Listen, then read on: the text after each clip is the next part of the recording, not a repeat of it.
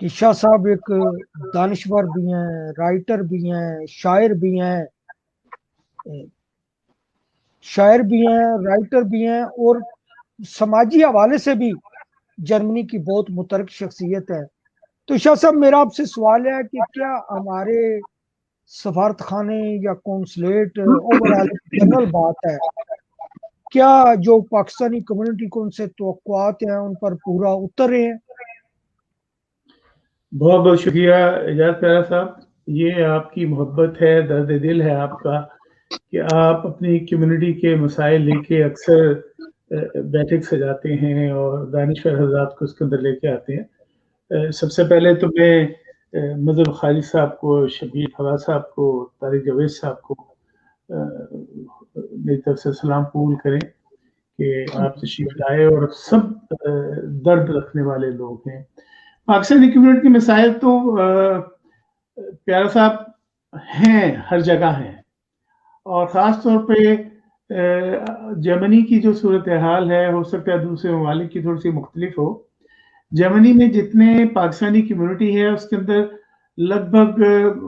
بڑے محتاط انداز سے میں کہوں کہ اس میں 25% لوگ جو ہیں وہ اسائلم سیکرز لوگ ہیں بیچارے، یا 40% بھی ہو سکتے ہیں، ایسے ہی اعداد و شمار مجھے نہیں ان کا احساس۔ سب سے زیادہ مسائل جو ہیں وہ ان کے لیے ہیں۔ ایک تو وہ کوئی بیچاروں کا کوئی لیگل سٹیٹس نہیں ہے، برسوں سے وہ ملک سے دور ہیں، پھر ان کے جو مسائل ہیں بہت ہی گمبھیر ہیں، اور میرا خیال ہے جس طرح ان سے ہمدردی اور ان کی مدد ہونی چاہیے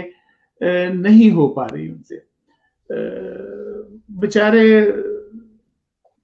اپنے ویزے کے لیگل سٹے کے لیے مجبور ہیں، ہمیں سب کو پتہ ہے، اور میں آپ کے اس پروگرام کے توسط سے پھر دوبارہ ہماری جو کونسلیٹ ہے اور ہماری جو ایمبیسی ہے انہیں پتہ ہے اس بات کا، لیکن میں اس کی یاد دہانی کرانا چاہتا ہوں کہ پاکستانی اپنے خاندان کو، اپنے بچوں کو، اپنے بھائی بہنوں کو، اپنے عزیز و اقارب کو چھوڑ کے پردیش میں آئے ہوئے ہیں، اور پتہ نہیں کس طرح یہ لوگ یہاں پہنچے۔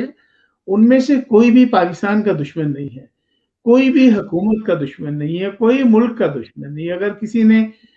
کوئی سیاسی جماعت کی آڑ کے اندر یہاں پہ سیاسی پناہ لی ہے تو ہم جب آئے سے 45 سال پہلے، 40 سال پہلے آئے تھے تو ہم بھی اسی طرح آئے تھے دھکے کھاتے ہوئے۔ کوئی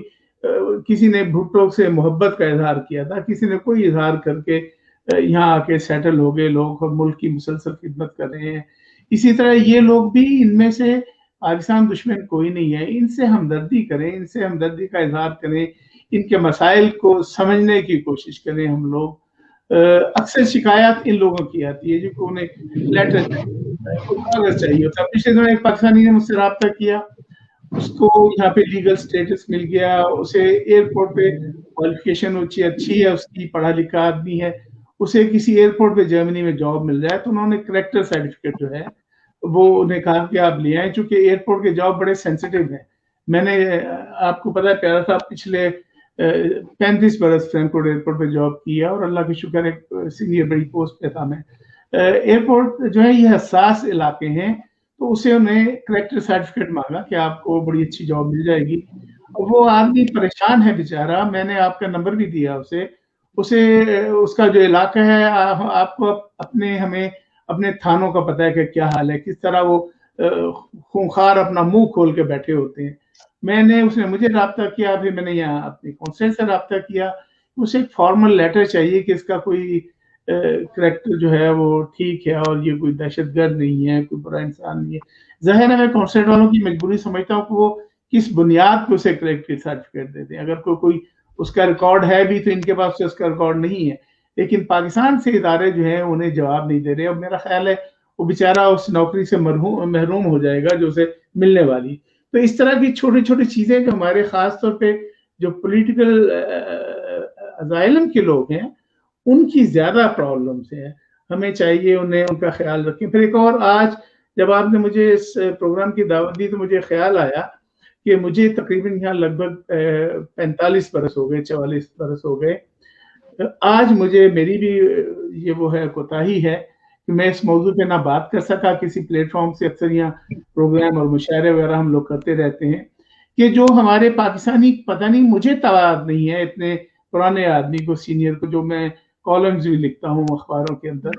کہ جیلوں میں پاکستانی پیارا صاحب یہاں پہ بند ہے. شاید آپ کے نالج میں ہو, مجھے نہیں کم از کم پتا کہ ہمارے پاکستانی مختلف جو سزائیں بھگت رہے ہیں ان سے رابطہ ہماری کونسلیٹ کا,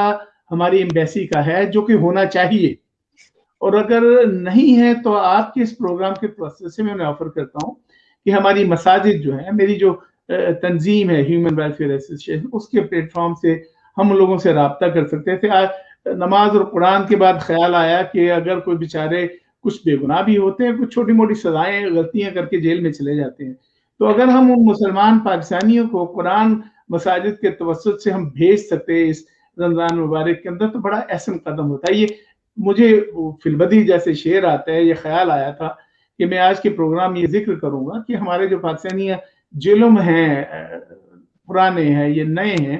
ان سے کوئی رابطے کا سلسلہ مجھے نہیں پتا. میں کونسل جنرل صاحب سے بھی رابطہ کروں گا نیکسٹ ویک اور ان سے پوچھوں گا کہ اگر کوئی ایسی ان کی اسکیم ہے جس میں ہم سینئر پاکستانی جو ہیں یہاں پہ ہماری مساجد جو ہیں اس میں کوئی مدد کر سکیں, ان سے ملاقات کا موقع مل سکے. کم از کم جیسے رمضان آیا تھا تو ہم مساجد کے توسط سے انہیں قرآن بھیج سکتے ہیں جو غیر قانونی نہیں ہیں یہاں پہ. تو مسائل تو بہت ہیں پیارا صاحب. سب سے پہلے جو پچھلے پروگرام میں ہم نے ذکر کیا تھا کہ جو اچانک شیخ رشید صاحب نے جو ویزے بند کر دیے ہیں, اس کے سلسلے میں خبر سنی تھی کہ شاہ محمود قریشی صاحب سے بات ہوئی ہے اس سلسلے میں.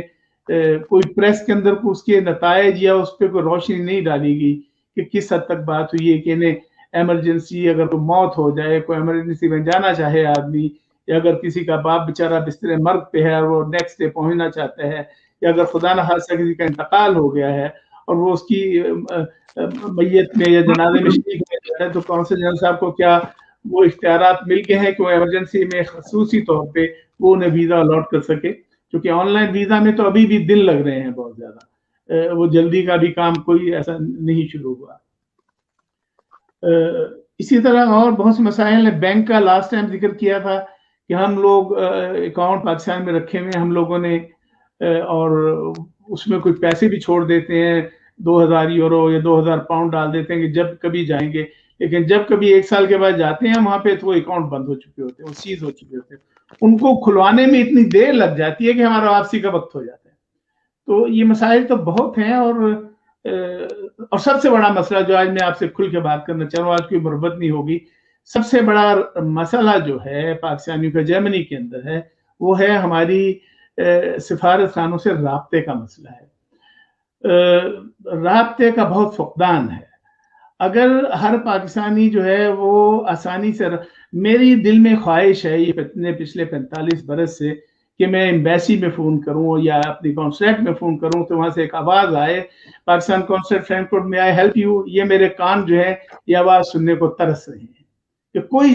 میری کال دوسرے تیسرے بیل کے اوپر اٹھائے وہاں پہ ایمبیسی میں یا کونسلیٹ میں, تو یہ جواب آئے جو نارملی یہاں یورپین اداروں میں سے آتا ہے, کین آئی ہیلپ یو, میں ہیلپ یو. اس آواز کو ہمارے کان ترس ہے. یا تو بجٹ نہیں ہے, سٹاف کم ہے ہمارے پاس یہاں پہ. کئی مرتبہ بات ہوئی کونسلیٹ سے تو یہ جواب ملا کہ جی آن لائن لیں, اپائنٹمنٹ لیں. ہمارے ابھی بھی جو بیچارے سینئر سٹیزن جو ہیں وہ ای میل نہیں لکھ سکتے. یہ ہماری یورپ میں بسنے والے کی پرابلم نہیں, پاکستان میں بھی ہے. ابھی بھی جو ریسرچ ہوتی ہے, جو ہماری اعداد و شمار ہے, اس میں پاکستان میں بھی پڑھے لکھے لوگوں کی تعداد جتنی ہے وہی لوگ یہاں پہ آئے ہوئے ہیں. تو رابطے کا فقدان جو ہے وہ بہت زیادہ ہے ہمارے سفارت خانوں سے. تو خدا کرے یہ حالات بہتر ہوں, کیونکہ اگر رابطہ ہی نہیں ہوگا تو پرابلمز کا کیسے پتہ چلے گا. آپ کتنے پروگرام کریں گے پیارا صاحب, آپ ڈیلی پروگرام کرو, آپ کے پروگرام کی آواز جو ہے سنائی کتنی جائے گی. اگر کوشش کر کے کسی طرح ہم لوگ یہ مسئلہ حل کر سکیں کہ ہر پاکستانی فون اٹھائے, پہلی دفعہ نہیں چلے, دوسری دفعہ, چوتھی مرتبہ اس کی کال اٹینڈ کر لی جائے اور اس کا رابطہ ہو جائے, وہ اپنی مصیبت بیان کر سکے. ضروری نہیں ہے کہ ہر پاکستانی جو وہ اپنے مسائل بیان کرنے کے لیے یا بات کرنے کے لیے ایمبیسی میں یا کونسلیٹ کے اندر کوئی بڑا سہارا ڈھونڈے کہ میں مظہر بخاری صاحب سے کہوں کہ مانچسٹر میں یہ میرا مسئلہ رکا ہوا ہے, یا میں جو پی ٹی آئی کے صدر ہیں ان سے رابطہ کروں اور ان کے توسط سے میں جا کے اپنی پرابلم بیان کروں اپنے سفارتکاروں کو، جو تشریف ہی اس لیے یہاں پہ لائے ہیں کہ وہ ملک کے لیے کام کریں، ملک کا امپریشن بہتر کریں یہاں پہ آ کے، اور جو پاکستانی ہیں ان کی مدد کریں۔ یہ مسائل ہیں۔ ایک اور میں کافی وقت لے لیا میں نے، آج آپ سب حضرات، دانش حضرات تشریف فرمائے ہیں یہاں پہ، اور حاکم وقت کے نمائندے بھی تشریف فرمائے ہیں، طارق صاحب، یقیناً حاکم اعلیٰ کے محل میں آواز ان کے توسط سے چلی جائے گی کہ یورپین یونین کے اندر جو ایک عجیب تماشا نیا کھڑا ہوا ہے، ہمارا جو وہاں پہ تاثر غلط قائم ہوا ہے، کسی وجہ سے ہوا ہے، علماء حضرات کی وجہ سے ہوا ہے، جہلا کی وجہ سے ہوا ہے، پڑھے لکھے لوگ، اس کے لیے ہمیں سفارتکاری جو ہے ان کا یہ کام ہے کہ بیرون ملک جو ہے، اب میری ایک بہت پرانے اعداد و شمار کے مطابق تقریباً بیرون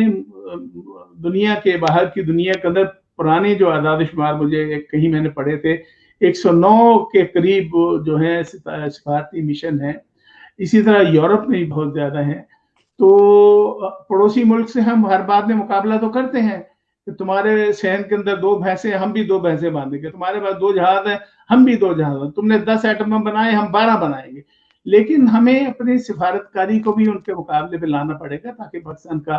تاثر ہم لوگ بہتر کر سکیں۔ خدا کرے جو نیا مسائل کھڑے ہو رہے ہیں یورپین یونین کے اندر،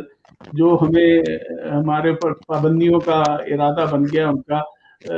نان ایشو جو ہے وہ ایشو بن گیا ہے،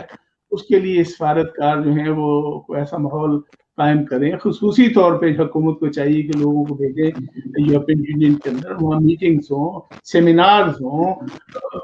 وہاں کے جو سفارت خانہ ہے ہمارا بیلجیم کا، اسے چاہیے کہ لوکل لوگوں کو، جو جرنلسٹ ہیں وہاں پہ، جو